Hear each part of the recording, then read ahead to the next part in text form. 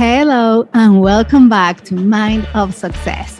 I'm your host, Moni Millares, a Mexican British living in Asia. I work in fintech and build digital banks from scratch. In my years in the industry, I've realized most of us are in a vulnerable financial position. However, building a business can be a catalyst for change. So I created this podcast. It's about business stories we do not talk about. I chat with entrepreneurs, CEOs, and experts about their journeys, struggles, and lessons to extract gems of wisdom and practical tools so that we can thrive and create the impact we want. Today, we have a very special episode because we're going to talk about how to design your life, basically using some funky modern methodologies, but at the same time, talking about Mind of Success. Our guest today, she's interviewed so many successful minds. So it will be very interesting. So today we have Freda Liu. She is the lead producer and presenter at BFM 89.9, Malaysia's business radio station. She's also interviewed over 5,000 people, but when I say people, it's not just 5,000 people that Moni interviews. It's 5,000 big VIP people, e.g. you have names like Jack Welch, Stephen Covey, Prime Minister of Finland, Prince Andrew, Simon Sinek. You have all these big personalities, and I'll let her expand on that. But what I also love about her, I've been following her for many, many months on LinkedIn, so I kind of know her, you know what I mean? So she has a fascinating career because she's had some very interesting transitions. Basically started consultant IBM, and now it's radio. It is a very interesting life shift. And even you can see how in her context, her passion for supporting social entrepreneurs, local businesses, sustainability. So it's an amazing woman. So Freda, welcome to the show. Hi, Monica. I'm who's that person that you're talking about? Okay. Well, it's lovely. It's nice to know that you're in Malaysia. So I was thinking, where is this woman? Oh, she's right next door. So that's nice to know. Yes, I am. So I have so many questions for you, but I guess given that it's just serendipity that the podcast is Mind of Success and you've interviewed so many successful minds. Out of all these successful minds that you've interviewed, if you had to pick one, which has been the one that has had the most impact in your life and why? Okay. All right. Okay. So I get asked that question. That's what I thought too. Yeah, right. And it's not an easy answer, right? Because I'll tell you where I'm coming from, right? Because I always feel that it doesn't have to be a big name, right? You always learn from everyone you meet, right? So that's the perspective I come in with every interview, right? So it's not because you're Jack Welch, it's not because you're Julian Assange. Ooh, that mine. It's not because of that, but I think it's just everyone's been interesting. Some people who actually write really good books and may seem very interesting are not actually very good interviewees, but you know that they have something to offer. But if I were to say someone that impacted me, was actually Nick Vujicic, the guy who has no arms and no legs. So he came to the station.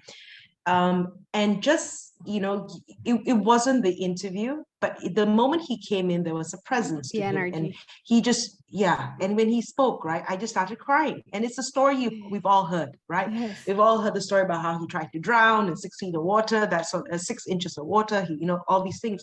But after the interview, he said to me, he prayed for me. And he said, can I give you a hug, right? And so that to me was most memorable. And it was the human side of things, right, that made it very real. So if I would say it was memorable, it wasn't so much what he said, but how he exuded himself and how he his presence, right? So that to me would be most impactful. I don't, how do you package that, right? It's not, Yes. it's everything, right? Yes. Not just what you say. Yeah. I haven't had That warmth. I haven't had the pleasure to meet him. I've met like many, let's say, personal development motivational speakers, but not him. But Right. with him, just like I remember the first time that I listened to his videos, probably I was Right. like crying. I was like, "Ah." Right.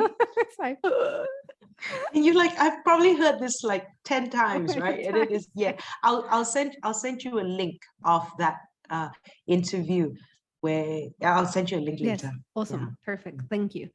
And then what I guess like what's coming to my mind that it's very relevant for our listeners is we have a lot of people who have a career. Let's say I work in financial services, people work as lawyers, like traditional consultants, like all these Right. type of careers.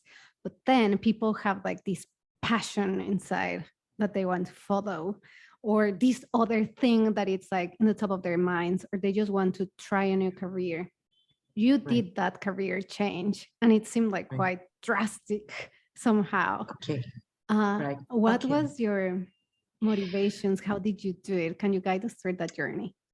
Okay. So this whole thing, so I did like design thinking as a course, right? And that was much later. And I realized that I was actually practicing the principles before I knew those were the principles. So Cool. when you say I used to work in IBM, and then I joined this radio station, right? And but I don't know if you read my bio, I was already a TV and radio news presenter before as a part-timer. Right. And so that's the thing, right? And it wasn't the money that I did it for, because it wasn't much. I was working for the government station, but it was just the experience, the exposure was something that I was interested in, nothing that compelled me to want to do this full time, but it was interesting, right? It wasn't, but until a station like BFM came about 13 years ago, I liked the fact that it was a business station, because we never had a business station. I wanted talk radio and not just, talk a little bit and music, and not so much a lifestyle. So I liked the concept of what it was trying to do. And it was a combination of the fact that I have corporate experience, right? And the fact that I've had broadcasting experience. So it wasn't such a transition in that sense, because I've got that work experience. The shock to the system was the salary drop. Yes, can imagine. But it was like, to me, it was very compelling for me to do it, because it was, I think I love the where I worked, and I think I still have great relationships with BFM, IBM, but it was just a different stage in my life, and it wasn't such a shock like, ooh, what is this something? And I said to myself, if it didn't work out, I can always go back Exactly. to PR, right? Because it wasn't such that I left for a lifestyle station, I joined for a business station, right? Which was still connected to the work that I did. It wasn't like I completely was out of touch with business and all this sort of thing. So there was some calculated risks in making that move as well. And I think, like, to your question, if people were to experiment with different things, right? In the whole design thinking process, it's called prototyping. This prototype doesn't work, right? It well, to try another, prototype, what's the minimum viable product, right? Okay, it doesn't work, get a new prototype, right?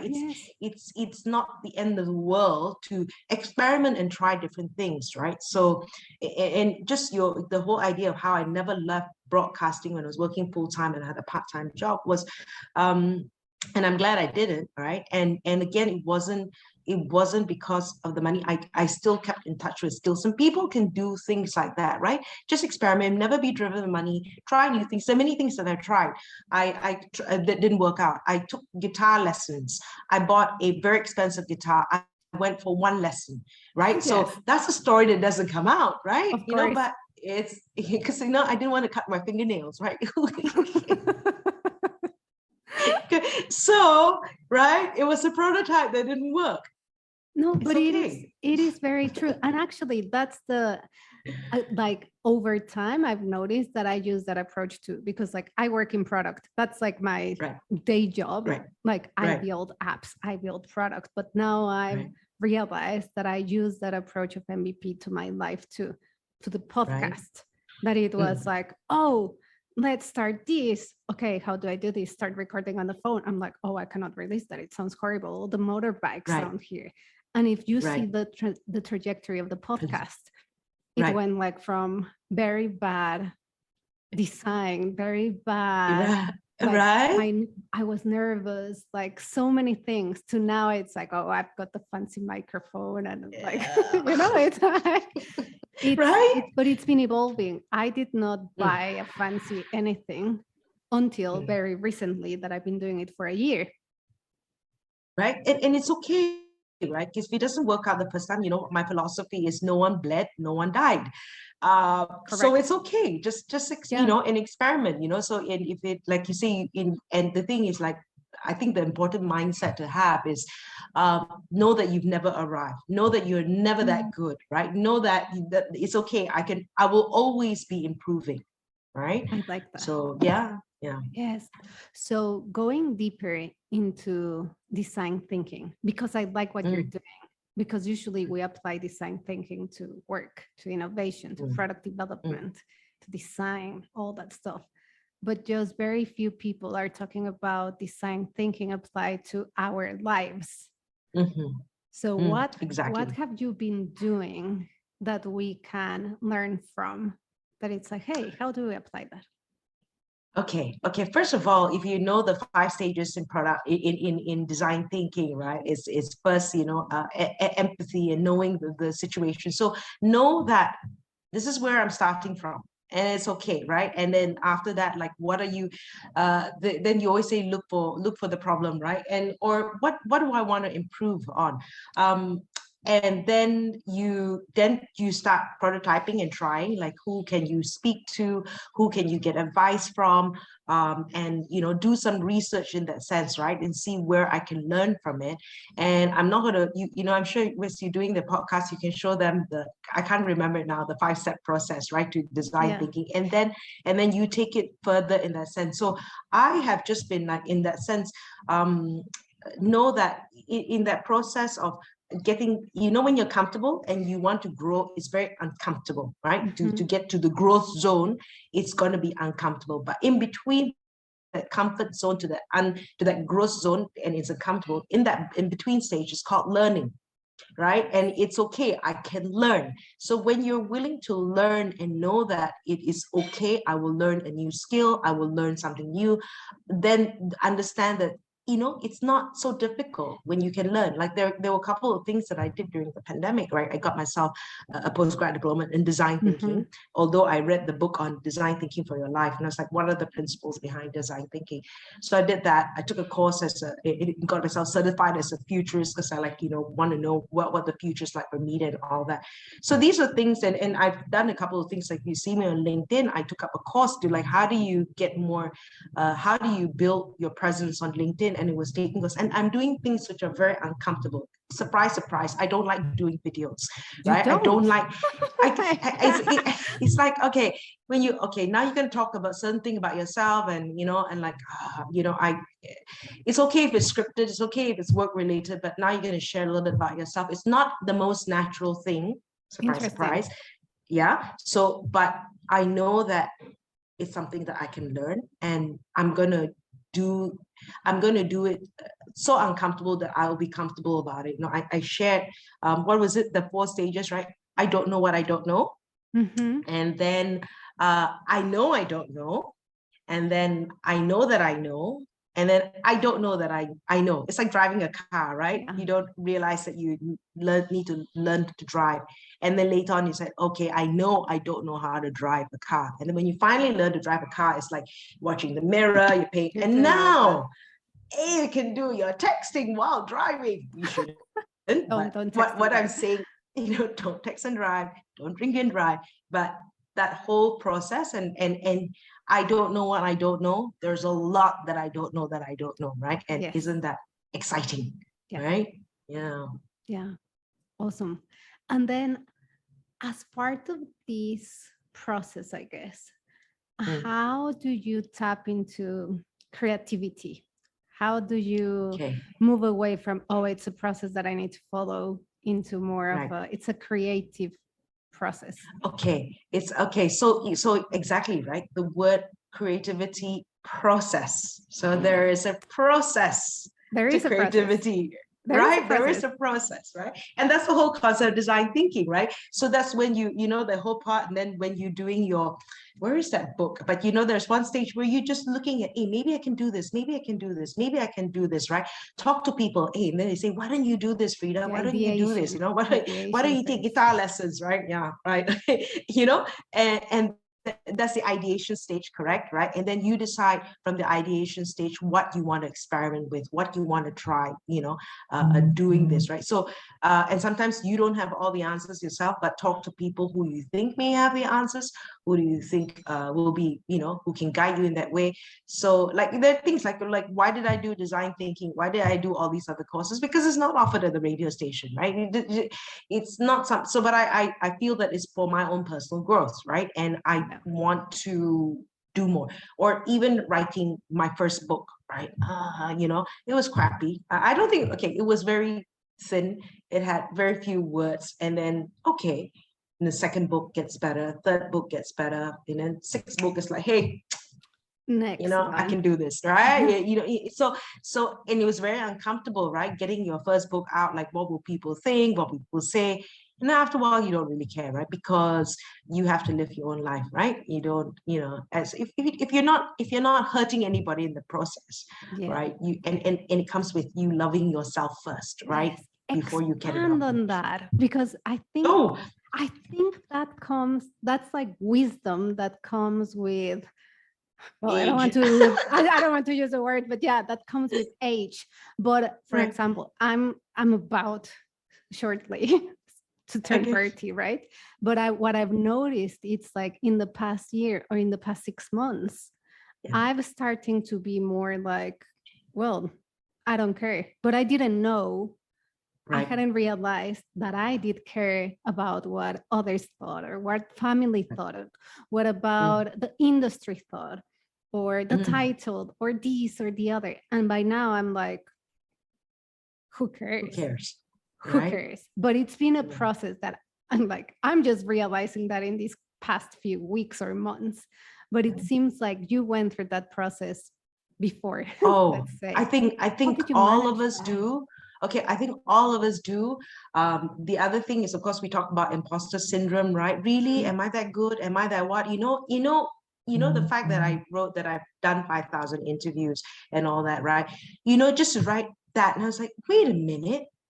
And okay, before I get to that, I was like, wait a minute, I have done now done more than, you know, maybe close to 10,000, but I have done 5,000 interviews, and something that I should be proud of, right? So a lot of it is, I wouldn't say it's about self-love, but it's, if you don't speak up for yourself, right, no one else will. This is a book that I read, if you can get hold of it. It's by Tara Moore. It's called Playing Big, right? And there are a couple of things that playing big. Playing big. Okay. Yeah. So a couple of things, and it was so interesting because I was reading this book, and it's by an American woman, and some of the things she said, my goodness, it's not an Asian woman challenge. It's a challenge across the globe. So one of which is this thing called the good girl syndrome. Okay. Yes. The good girl syndrome. Have you heard of it? Okay, yes, so I think I suffer from that. Used to suffer from that. Right. Now I'm getting out. Right. So when we're in school, right? Okay, I'll explain for those who don't know. The good girl syndrome. We generally do well in school. The teacher says A plus, well done, Monica, right? And then you expect it to be the school system when you go to work, and you think people will recognize you, and you wonder why my boss didn't promote me, why this didn't happen, because you didn't talk about your achievements and your accolades, right? And so that is one thing that holds us back. Why are we so, and because I guess maybe, I'm sure you have it in Mexico, and in the Malay language, it's like, don't blow your own trumpet, don't, so we have been conditioned to do that. So the Malay expression, the Malay expression is, you go into a basket and you carry your own basket. So that's the Malay expression. Yeah. So we go into this mode of what's been taught, what's been expected of us, but if you have made, so if you have done the work and you have the credibility, talk about it, because no one else will, right? And it's for your own growth, it's for your own and I say this with humility, right? I say this with humility because it holds a lot of women back. the whole statistics about how a woman will only take a job, if they're 100% prepared, and a 80%. man will 80% or whatever, and the man will take it 50%. So I'm saying, you read the stats. Can you change the stats? Right? I love that. So Change the stats. you really know, right? So it's the stats. Yeah. Change the stats. Yeah. Right? You say, I'll figure out the rest when I get the job. Yes. And I love how you phrase it, because I guess during COVID, many of us went through some sort of inner reflection mode. One of the lessons that I got back then was, somebody asked me, what advice could you give your younger self? And I had to write it down, right? It was not an interview as such. And then when I was writing, it just like came out of the notebook. Usually it used to be like, know yourself, blah, blah, blah, blah, blah, blah. And this time it was celebrate yourself. But what I love about this, it's kind of, if we merge those two minds together, it's not just celebrate you and yourself, but like speak up and like speak up and tell the world about your achievements. Because like you say, we're taught to be like conditioned, not taught, we're conditioned to be low key, to be humble, to be not and I don't loud voice. Right. And I don't think it's even I mean, I'm sure it affects men and women, but more so with women, right? So when you read these things and you're like, okay, what can I then, if I know that this studies have shown this, blah, blah, blah. So what can I do to change that, right? So and so you do that. And then I said, it probably comes with age, right? And life experience. Yes. It does, right? It just comes with life, because like, you've got to, fight for yourself, really. Yeah. But now that we're saying about like conditioning, what I love about doing episodes like these is, for example, this conversation. I started doing this when I'm like reaching my late 30s. But what if someone, like a woman in her late 20s or early 20s, gets this idea since she's like in her early 30s? I'm like, that is amazing, because then they just save those 10 years of learning. It's accelerated learning, design thinking in practice. Right. So you've got to try out things, experiment, like I said, if you don't die, you don't bleed, give it a shot, right? And the only thing that's bruised is your ego if it doesn't work out. But, really, I always laugh about it when something doesn't work out, like guitar, pole dancing. That was the other thing that didn't work out. Pole dancing. I've tried it once or twice. Nah. It's too difficult. I know my limitations. It's like those women are so strong. Right? And you look at them and you're like, whoa, that is skill, right? You have a newfound respect, for these women. So, but, yeah. Cool. I think we just like, not deviated, just like went with the flow. But one of the things that I want to come back to is sustainability. Like you are a big, not fan of sustainability, that's not the right word, but like advocate. You're doing a lot of work. And I don't know, like part of me was like, you were just on holiday, right? And it's like you were in Borneo, you were from Borneo, you're surrounded from all this nature. And it's just sad that we're like killing nature. So what can we do as human, as normal people to not kill nature? To not kill nature. So when I talk about sustainability, right, it goes beyond the environment. But the environment has an impact. So if you know so this is something that I learned only 3-4 years ago when I went to a seminar organized by CIMB, and it was called the Earth Summit, and the 17 Sustainable Development Goals, were placed in front of me, and I looked at it and I was like, how does that, organizations are now, jumping on the bandwagon and, wanting to be part of it. But at the same time, how does the Sustainable Development Goal apply to me, right? And that's why it connects back to social enterprises. And I'll give you an example of how it all connects. And when we talk about the whole, so I'm with World Vision, right? And I'm an advocate for World Vision, and it's in the clean water and sanitary hygiene. In short, it's called WASH. Okay. So the whole idea, and especially in some parts of Sabah, in some parts of Borneo, definitely in other parts of the world, is they don't have access to clean water, right? And it's environmental and that kind of thing. And the implication is that when these kids, the people that go end up collecting water are usually the kids, right? And when the kids have to collect, because they don't have the ability to turn on the tap and have water, it's time. So because they're collecting water, they don't go to school, right? And so, yeah, they don't go to school. And most of the time, it's girls that go and collect.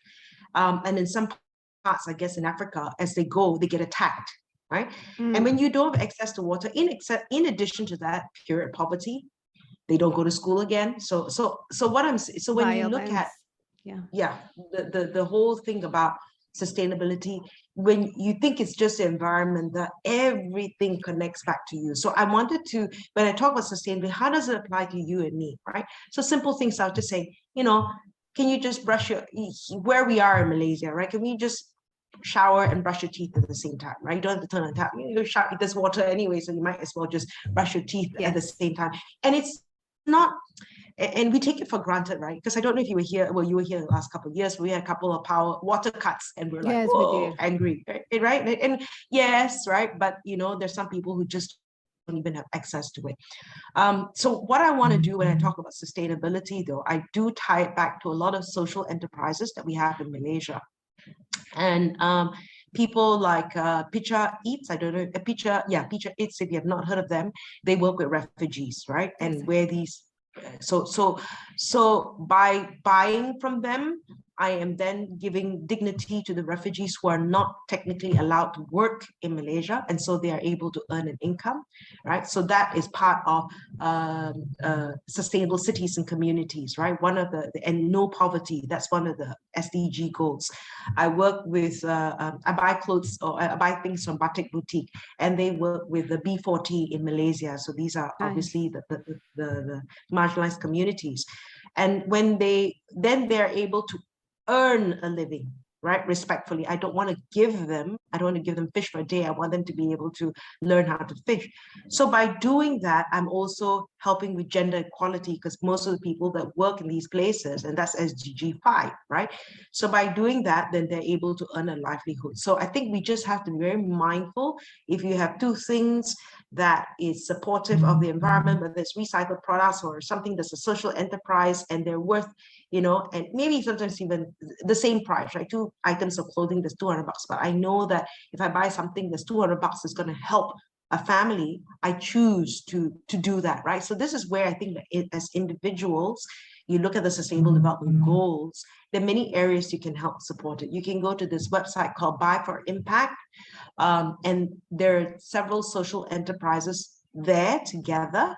And I think there's another one, I can't remember the name right now, where if you go to that site, all the products are sustainable, all the products are environmentally friendly. So start looking for these places and choose to buy from these places instead. And this is where, so as I linking back to that, when I went to Sabah and I went in the Kinabatangan River, and of course there are all these plantations, right, or palm plantations and all that. And she said, well, so now they're managing the oil palm plantations a lot better. They're letting the mangroves grow, and so they're not building new areas for growth. So they're just working on the areas that already have been built. So why not, right? Because it is income for the country. So I'm not saying it's good or it's bad, but now they realize that that's the case. And that was the power of ecotourism, because because the tourists were coming and they were, and they see the locals then see the benefit of tourism, it helps stop further, logging. Right. So that's the power of what we can do, right? When we choose to go to certain places, when we choose to be more responsible. And I'm not perfect. Yeah, I'm not far from perfect, but I think we just have to be a little bit more conscious and mindful, right? Because until it's convenient, it's going to be very difficult for people to make that full transition, because we're still creatures of convenience, creatures of comfort, me included. So just little steps that we can take. Yeah. Awesome. Thank you. Okie dokie. So one of the questions that I like asking, especially women, is what is the role of faith in your life? Oh, oh, that's a big one. That's a Yeah. big one for me. I am a Christian, Yeah. and faith is it is the very foundation of who I am, right? And I falter, but that's why I need faith. That's why I need my God, Mhm. because I'm not Mhm. perfect, right? And this is a question, I know, like when everything is stripped away from me, who am I? Right? And that is so important, right? Because you have to know who I belong to, and who's my Lord and Savior, right? So that's very personal for me. And I know that the things that have happened in my life, a lot of it has been divine.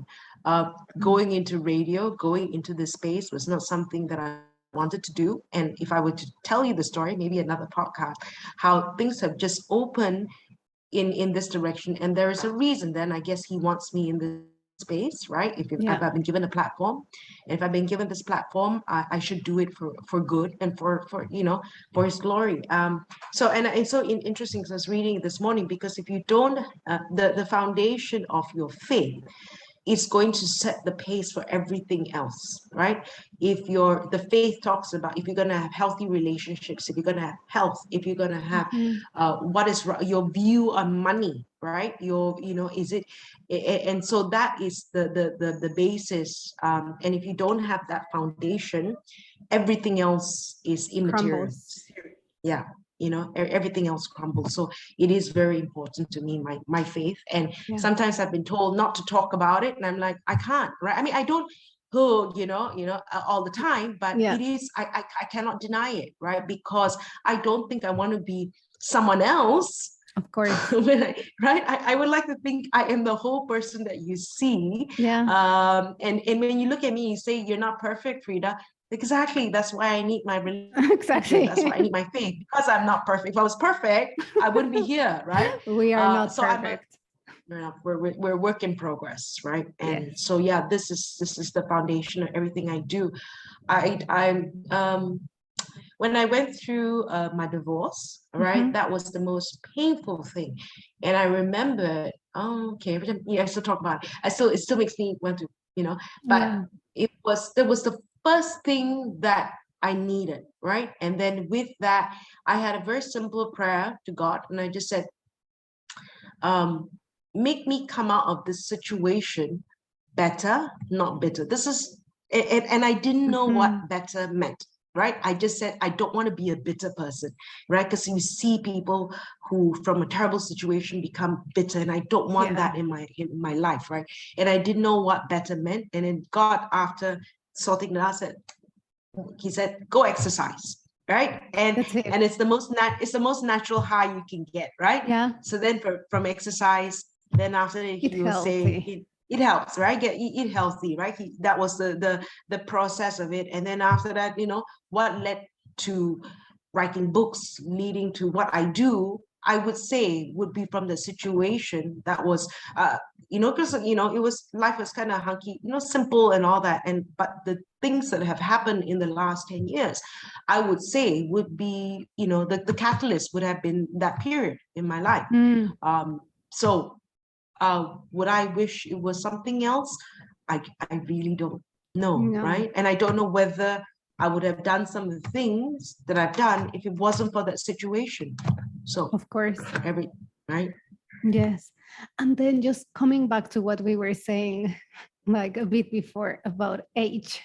Do you think Oh, faith comes with age, or is it, or I don't know, faith. in my Okay. Faith. case it's been like maturing with age. Uh, does faith come? Okay, so I wasn't, born in this faith. Yeah. But I wasn't born in this faith, but I think it probably takes maybe uh, a, a situation, sometimes a catalyst for something to happen. Yeah. But then I guess you also, as you get older, people do get more spiritual, right? Yeah. Or life experience get more spiritual, whatever in, whatever drives you, whatever faith that you may have. But I think people do get more spiritual. Some people, and there's some spiritual people who don't believe anything, but they're spiritual in the sense that there is something out there, right? Exactly.